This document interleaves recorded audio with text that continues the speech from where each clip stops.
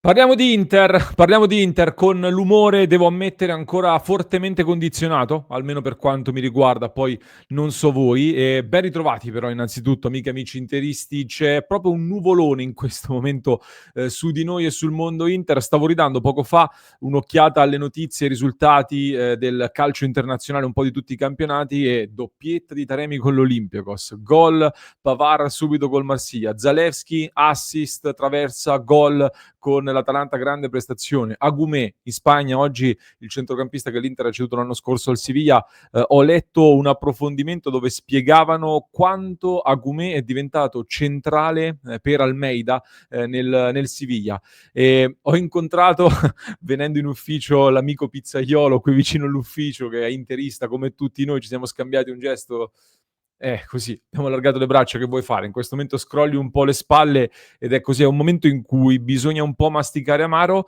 E che vogliamo fare? Guardare avanti, guardiamo avanti a quello che può succedere, a quello che sta per succedere, con anche dei tentativi, ecco, delle spruzzate di ottimismo per cercare di riaccenderci un pochino, perché è quello di cui abbiamo bisogno, mentre non abbiamo assolutamente bisogno di cavalcare tante polemiche, tante discussioni che in questo momento sui media veramente non vedono l'ora di poter cavalcare. Allora io vi chiedo di lasciare un mi piace per farci sentire il vostro supporto. Se non l'avete ancora fatto, clic sul tasto iscriviti, così continuiamo a far crescere questa nostra grande community con interisti da tutto il mondo, con cui in queste ore stiamo cercando di analizzarci un po' insieme, di fare un po' di terapia insieme, perché questo è il momento che si presta perfettamente alla crisi Inter. Tutti i media sono abbastanza allineati, se oggi aprite i giornali e non solo, leggerete i vari casi. Il caso Thuram, che poi ha spiegato Marcus che col fratello rideva perché gli stava dicendo di ammettere che aveva commesso fallo su Boni. Detto che a me, come dicevo, è risultata un pochino più strana la non esultanza piuttosto che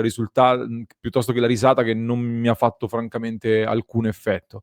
Il caso Kivu, già in discussione, già si parla di possibili quote sull'esonero. Un Kivu che poi ha fatto tremare i muri dello spogliatoio, una delle più classiche delle frasi fatte in questi momenti qua. Non so sinceramente se mi preoccupa di più quando iniziano gli articoli sull'allenatore che fa tremare i muri dello spogliatoio, o quando cominciano quelli sui confronti ad Appiano, i faccia a faccia, i patti dello spogliatoio. Non so quale dei due temi mi fa preoccupare di più sull'andamento della stagione. Nel dubbio è già stato scritto di tutto, è stato già scritto tutto su entrambi i fronti. Il caso Sommer, poi, oggettivamente negativo Sommer nella sfida contro la Juventus. C'è un dato preoccupante che sottolineavamo anche ieri: l'Inter ha subito 6 gol negli ultimi 7 tiri in porta tra Udinese e Juventus. 6 gol negli ultimi 7 tiri in porta, nello specchio della porta. È un dato pesante, comunque, che fa riflettere per un portiere che non è colpevole su tutti i gol, ma delle responsabilità comunque ce le ha. E dunque, come dicevamo, abbiamo criticato gli attaccanti, da Lautaro soprattutto a Thuram, quando falliscono dei gol pesanti. È stato criticato Bissek, anzi Bissek bersaglio piuttosto facile, devo dire, a livello di critica, che è stato massacrato per l'errore con l'Udinese. Nell'analizzare una prestazione si può dire che anche Sommer chiaramente ha sbagliato e non è stato all'altezza. Ora, contro l'Ajax dovrebbe giocare Josep Martinez, invocato a gran voce anche in queste ore.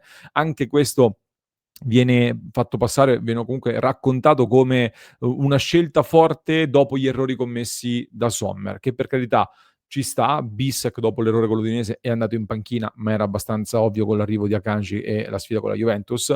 Lautaro e Barella soprattutto non stavano facendo bene, anzi stavano facendo male contro la Juventus e sono stati sostituiti, quindi Kivu dei messaggi li ha anche lanciati, e anche per questo anche questo di Sommer potrebbe eventualmente essere un messaggio. Io francamente non credo, o almeno per me la scelta di lanciare Josep Martinez in realtà era già prevista, era già pianificato che ci fossero delle rotazioni. Lo stesso Kivu nella conferenza stampa prima della gara contro la Juventus, parlando di Bissek, aveva fatto capire che avrebbe rigiocato e potrebbe già giocare magari mercoledì, perché sarebbero serviti tutti per fare delle rotazioni. Quindi per me era già abbastanza nei piani. E poi è chiaro che mediaticamente in questo momento fa gioco unire queste due cose, ovviamente. Comunque, se togli Lautaro, togli Barella perché Mkhitaryan ha fatto meglio di lui, togli quindi capitano e vice capitano, vuol dire comunque che questo è un messaggio chiaro che si sta lanciando anche sul discorso delle gerarchie, con un Kivu che quindi non guarda in faccia a nessuno, comunque lancia un messaggio di questo tipo. E allora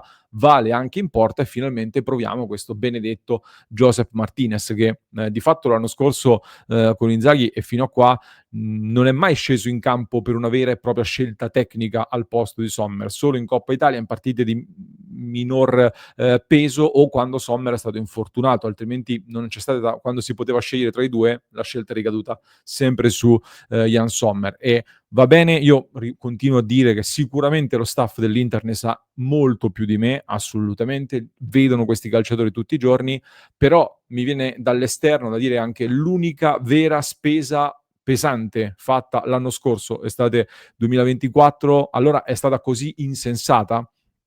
Sarebbe un messaggio, secondo me, piuttosto inquietante anche per gli acquisti che hai fatto quest'anno, forse soprattutto per gli acquisti che hai fatto quest'anno. Cioè, come fai poi a cambiare questa è la stagione in cui comunque delle cose andranno cambiate nel corso della stagione, e come fai a cambiare la squadra titolare se allora hai comprato solo panchinari? E quindi vediamo questo Joseph Martinez, un Martinez che porta caratteristiche un po' diverse rispetto a Sommer, già dalla statura e dall'altezza, che è un po' il tema sempre più discusso. L'anno scorso Martinez ha giocato molto poco, anche come minutaggi, quindi sono andato a fare un confronto statistico, ho raccolto dei dati da diverse piattaforme per analizzare le differenze che ci possono essere tra lui e Sommer.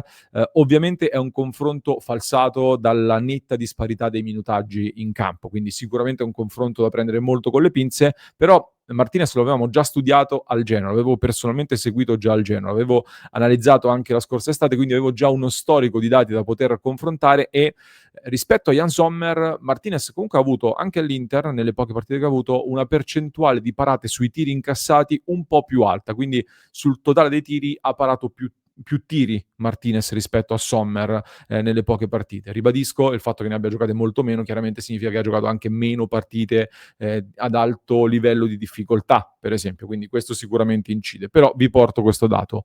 Gli altri due dati secondo me più interessanti sono il fatto che Martinez rispetto a Sommer ha un maggior controllo dell'area di rigore nell'andare a intercettare i cross, favorito anche da una struttura fisica più importante. Soprattutto però è molto interessante leggere come Martinez sia leggermente meno preciso nei passaggi rispetto a Sommer che è più preciso, ma è meno preciso anche perché rispetto a Sommer Martinez tenta di più i passaggi lunghi, e questo secondo me è un tema molto interessante, perché in un Inter che deve cambiare qualcosa anche a livello di gioco, che sta cambiando qualcosa a livello di gioco, un Inter che vuole essere anche più verticale, come spesso ha detto Chivo, e più diretta nell'andare sugli attaccanti, il portiere che gioca meno dal basso e ricerca di più le punte direttamente è un'arma da sfruttare, soprattutto in determinati momenti. Non sempre, ma in determinati momenti sì. E proprio stamattina leggevo un'analisi su un portale, Total Football Analysis, che forse conoscerete, sono abbonato a questa piattaforma che fornisce tanti spunti molto interessanti a livello di analisi e di approfondimenti calcistici. Come sapete sono molto fissato sui dati, sulla tattica eccetera, e leggevo, veniva spiegato di come vengono utilizzati i portieri in vari contesti differenti e soprattutto veniva sottolineata l'importanza proprio del lancio lungo in situazioni di pressing in modo particolare, e quindi quando si ricerca di saltare la linea di pressione o quando si vuole avere anche una squadra più diretta. E quindi non può essere l'unica soluzione il lancio lungo e la ricerca del passaggio lungo, però se hai degli attaccanti come l'Inter comunque lo stesso Lautaro nei duelli è molto forte nel proteggere la palla, con Thuram che può scappare, c'è anche un Dumfries che può essere utilizzato come veniva fatto anche l'anno scorso, ma di nuovo anche quest'anno come terzo attaccante che sui duelli può avere un grande vantaggio. Ecco, in determinate situazioni questo può essere una soluzione di gioco che rende l'Inter più diretta ed efficace e anche più imprevedibile. Con Joseph Martinez si può fare. Oltre, si spera, a ritrovare anche un po' più di solidità tra i pali di cui l'Inter ha bisogno, senza per forza pensare però ecco, che sia già arrivato il momento dell'avvicendamento totale, anche se ecco, se poi Martinez si conferma all'altezza non vedo perché non si possa pensare anche di cambiare in anticipo, considerando che Sommer è in scadenza di contratto a fine stagione e quindi dei ragionamenti andranno sicuramente fatti. Comunque cerchiamo di non farci affossare troppo l'umore in questo momento. Voglio anche darvi, come dicevo, un po' lo zuccherino alla fine per riaccendere un pochino di entusiasmo, un pochino la voglia. 6 gol dicevamo negli ultimi 7 tiri, sono 6 gol in 3 partite che l'Inter ha subito. Stavamo leggendo nei dati che l'Inter aveva subito 6 gol nelle prime 3 partite della stagione, anche nella stagione 2021, cioè quella dello scudetto di Conte. Scudetto che nacque secondo me con la svolta tattica di Perisic a tutta fascia e con quella partita che l'Inter fece a Sassuolo contro il Sassuolo. Ecco, Sassuolo sarà anche il prossimo avversario dell'Inter in campionato, ma a San Siro domenica. Nel mezzo c'è la partita molto importante con l'Ajax in Champions League. In generale quello col Sassuolo è una sfida, inizia una fase del calendario adesso molto differente per l'Inter, che è la trasferta di Amsterdam, che in situazioni normali sarebbe abbondantemente alla portata dell'Inter. Adesso in questo momento è un attimino magari da ricalibrare come attenzione, come sfida. Poi ci sarà Sassuolo, Cagliari in trasferta, Slavia Praga a San Siro, Inter Cremonese prima della sfida contro la Roma. Ecco, senza voler fare le tabelle che non mi piacciono mai, hanno poco senso, però verosimilmente c'è un calendario adesso che può permettere all'Inter di risalire, può permettere all'Inter di ripartire. Dovesse l'Inter fare il proprio dovere e vincere le prossime 3 partite in campionato, paradossalmente, se non ho contato male, l'Inter avrebbe anche più punti di quelli che aveva alla 6ª giornata nell'anno proprio dello scudetto di Conte, quindi sarebbe anche partita meglio paradossalmente, per quanto in questo momento 2 sconfitte in 3 partite sono una partenza che ricorda i tempi di Gasperini in maniera piuttosto preoccupante. Però appunto non viaggiamo troppo, piedi per terra, solo per dire che purtroppo la sconfitta con l'Udinese è stata davvero il peccato originale, secondo me, che pesa e purtroppo peserà, però basta ritrovare un attimo un risultato per riaccendersi e speriamo di farlo già a partire dall'Ajax, dalla sfida che cominceremo ad analizzare nella diretta di questa sera, nell'appuntamento del club, come ogni lunedì dalle 22, www.passioneinter.club. Vi aspetto lì se volete interagire, se volete confrontarvi con centinaia di tifosi interisti da tutto il mondo che insieme a noi appunto vogliono condividere questo momento per cercare di venirne fuori. Vi lascio con un altro approfondimento che trovate in descrizione per chi ci ascolta in podcast, mentre per chi ci segue su YouTube vi basta cliccare qui.